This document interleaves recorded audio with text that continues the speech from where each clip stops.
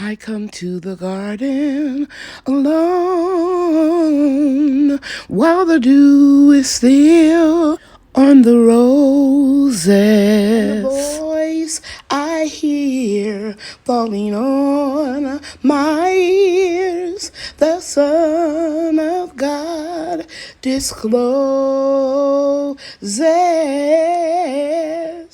And he walks with me and he talks with me and he tells me I am his own.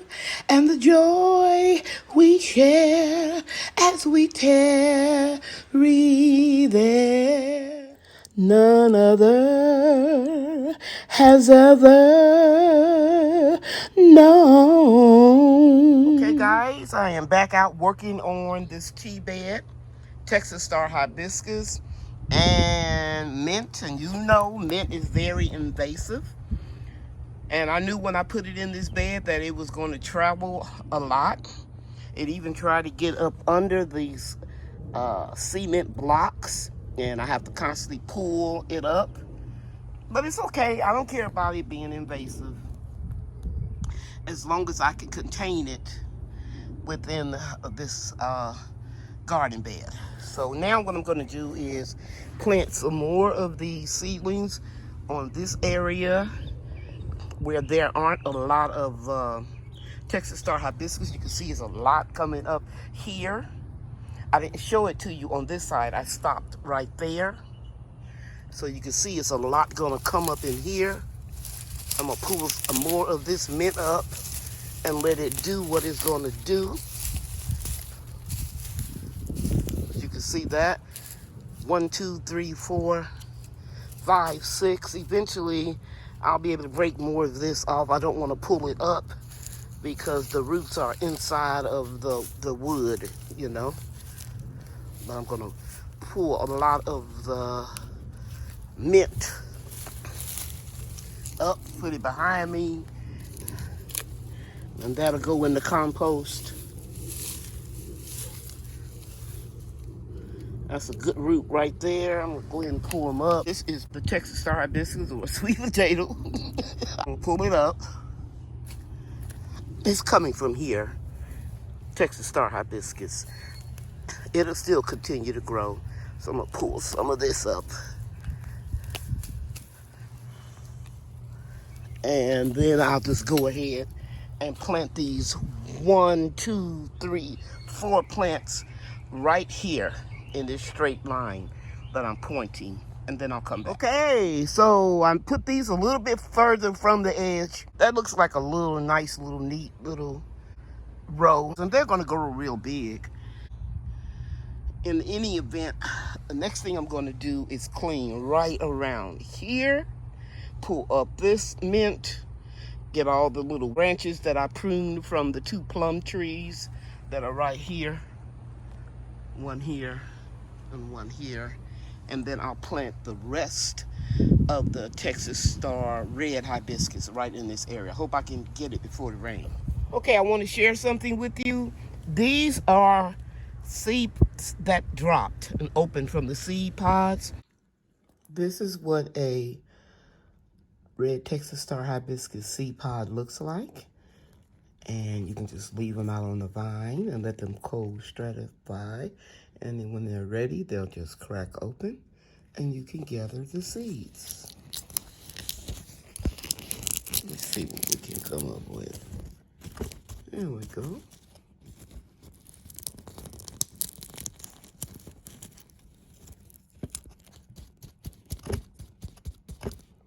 And we've been having excellent germination rate.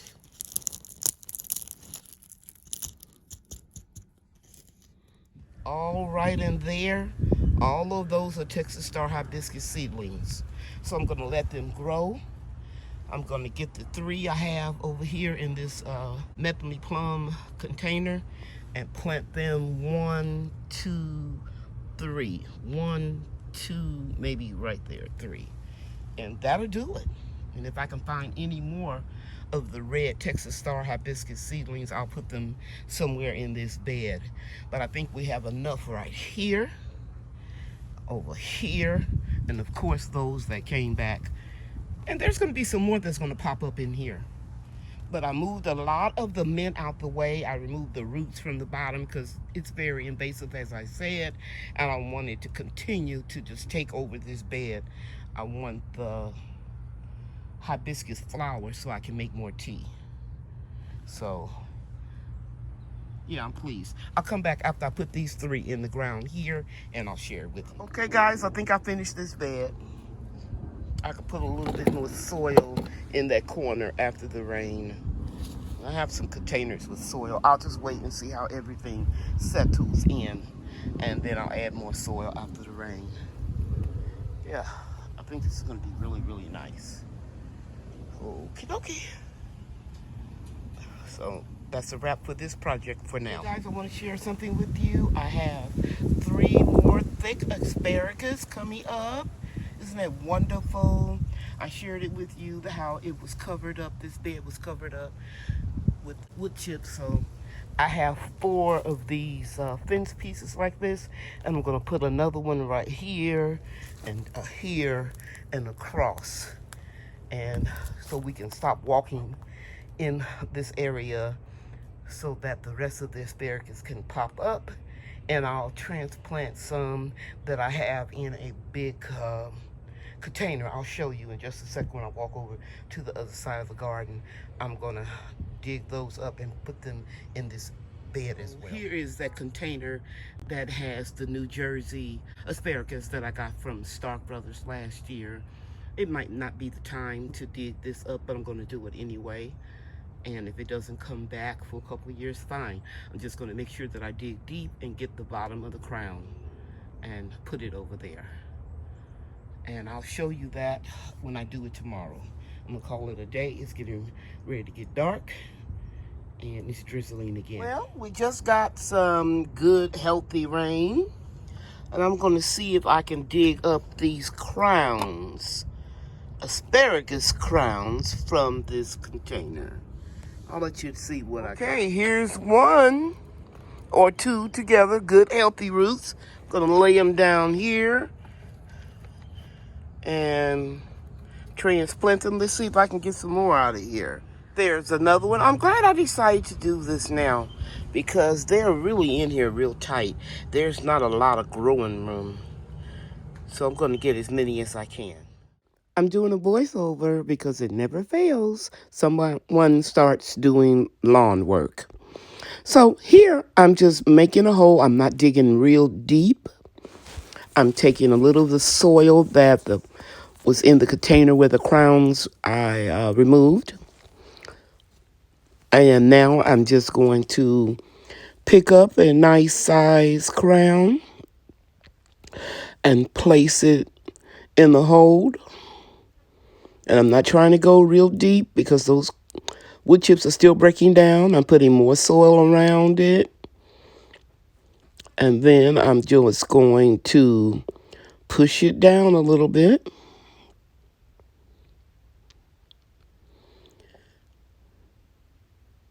And then I'm moving on to the next one. And I didn't do a lot of disturbing of the soil because I know that those crowns are breaking through. So if they can get through, these will work well in this area as well. So I'm taking my time. I'm actually sitting down, and I'm just going to keep digging holes a few inches down, not too deep, and put all of the crowns in this area. Okay, guys, I finished this project, and when I tell you it was a pleasure doing it, it was certainly a pleasure. I put the crowns in here, and all I have to do is put this end piece like right over here, right here in front of this pawpaw tree. I dropped it off somewhere in the food forest when I was walking with all my containers, but I'll find it and I'll put it right here. And I'm just going to sit here and talk with you for a second. And I hope you enjoy what I'm getting ready to say. I've always been attracted to older people. They have a special place in my heart. I remember when I first moved away from Indiana to Mississippi, where my husband was from. We lived there for 6 years and we owned a business. I always talked to the older people. I just always gravitated toward them. And I'm not saying that you can't learn things from young people, but because you certainly can. But old folks, old timers have experienced some things. That's why I like to listen to old gardeners, because they've been doing it for a very long time. So you should have a mixture of old folk and young folk to learn from, but especially the old folks, because my experience going through this with this wood chip situation, and I harvested one of those asparagus for lunch. Growing back has taught me, or given me the confidence that I can move these and put them in the wood chips too, because they are going to grow 15 to 20 feet in the ground and they will come back. So we know that they are perennial. They'll come back every year, and every year they'll get thicker and thicker before they turn into ferns like you see here. Okay? So listen to the old folks sometimes. Their experience, what they have gone through, has taught them a lot, and you can learn it from them too. Here's another thing I want to share with you. I want you to look back at that fence there. 1, 2 pawpaw trees.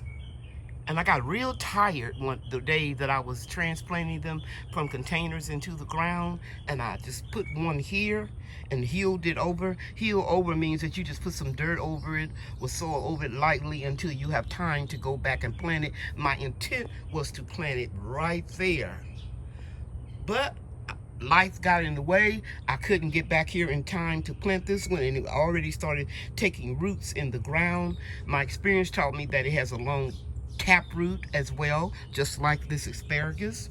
So if I was to try to move this now, I may break that tap root, and that finicky pawpaw tree may not grow. So I'm gonna leave it right where it is. And you learned that, guys, from experience. Another thing my experience has taught me, that pawpaws will put on the fruit first and then the leaves. I'm gonna go in closer to those two over there and show you that they have fruit on them. Now, they've been getting fruit for the last couple years, but they drop off. This year might be the year. See those little purple little globes? This may be the year that I get a few pawpaws. I've had these trees, I think, 4 years. And you can look at the girth on the trees, the trunks. They're getting real thick now. I got all 3 of them from Stark Brothers. This was the smallest one. It was like a little switch, but even it's doing well. This is the Pennsylvania Golden, and then I have a sunflower over there, and I think this one is called SAS. I'll look at my notes and I'll pop it in if I said it wrong. But you have to be patient with some fruit trees, because it takes a long time for them to grow. So in a few years, we will be getting pawpaws. I'm excited about that.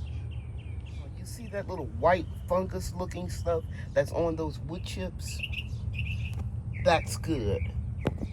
That's a mycocilium fungi. I used to buy it in bags, but the more that I started decaying or decomposing wood chips, the less I had to be dependent on things in my organic permaculture food forest. It makes all the fungi that I want from the wood chips. Not the wood chips that you buy in the store that that has dye in it. I'm talking about organic wood chips that you get from a landscaper, arborist that chips up wood. Okay. The mycorrhizal fungi permits your plants to take up additional moisture. It's like a network where all the roots are speaking to each other, that's connected by this mycorrhizal fungi. It can be very helpful in states like Texas when we go through a severe drought period, when we have triple-digit temperatures. So yeah, mycorrhizal fungi is very, very helpful. Now there are about 80 to 90% of all plants that would benefit from mycorrhizal fungi. There are a few plants that don't. And I never hear anybody talking about it, so I thought I would name some of those plants that mycorrhizal fungi won't really help. And those plants that don't respond to mycorrhizal fungi include most of your brassicas, like your kale, your cabbages, Brussels sprouts, broccoli, beets, spinach, and a few more. And you can Google it if you like, but it won't hurt your plants, but it doesn't really help them. Look at that comfrey coming in real beautiful around this volunteer pecan tree. Just want to show it to you. I found the little twig with a nut at the end of it in one of my citrus trees one year. It's going to take a long time before it produces any fruit, and it may not be true to the nut that it came from. I eventually probably have to graft some other type of varieties onto this pecan tree, but it's fun growing and it was free. Comfrey is coming in real good now. I think that's what I'll share with you in the next video, how I'm going to start plugging in some of the comfrey. I'm going to show it to you right now. Let me get up and turn this comfrey right here. It's real wet because we had a good storm, so I'm going to be, over the next few days, scooping it out and putting it around the fruit trees. Everywhere you see a fruit tree in the ground, you're going to see some comfrey. Okay, guys, I am working on my brown turkey fig tree hedge, and as you guys know, in the previous video I told you about how lightning struck there. I took my reciprocating saw and I removed those dead branches. And if you've been with me for a while, you know that this tree was started by a pencil-sized cutting a few years ago, and the tree had gotten so big and wide that it was leaning all the way over into this garden bed, this raised garden bed, where I have 2 Asian pear trees. So I started pruning it. I'll insert the little book that I use, how to grow a little fruit tree in an urban yard. And so I cleared out all of these branches here, and when I was cutting these other branches down before the storm, I air layered 3 trees. One here. Well, I just put this one in the ground, came out of that pot, and I'm gonna put that other one right there, and then that's a LSU purple, and I have 2 more brown turkey figs that I rooted from cuttings off of the same tree. So instead of having one humongous tree branching all the way out real wide, what I'm going to have is a hedge of figs right in here. You know, I used to be afraid to prune trees, shape them the way I want them to grow, but now I know that it's my yard, it's my tree, and I'll do what I want to do. So I'm building these up real high because this is a low area in my yard, and I'm using reclaimed soil and wood chips to build this up. And I'm gonna put these other 2 right here and in here, and you don't want to see me sweating. Sorry, I got allergies issues, but I'm going to come back and show you the final results instead of making a whole long video. And then I'm going to take some comfrey, put some soil down here, and make a little straight line of comfrey where I can chop and drop it and never have to worry about fertilizing these fig trees again. Okay, I'll be back. Okay, guys, I am finished. I am so grateful that I had enough sense to put some comfrey up for myself, and I also put comfrey in the containers where I had where I was growing this LSU purple fig tree, the little Charlie Bone tree I had. I'm gonna have to secure it there, but this is a nice little hedge in here. And I even have figs growing. Let me show you one. Let's see if I can get closer.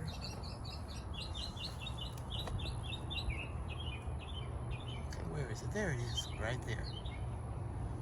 And a couple more. But yeah, we're gonna have nice comfrey and brown turkey figs, and then that one LSU. And when I get all of my projects done, then I can call the company out and have them to make some repairs on my privacy fence. But I want to get all my work done because I don't want them stepping on everything. Okay? This is going to be nice. A hedge of brown turkey figs. Okay? Heal the world, make it a better place for you and for me and the entire human race. There are people dying. If you care enough for the living, make a better place for you and for me.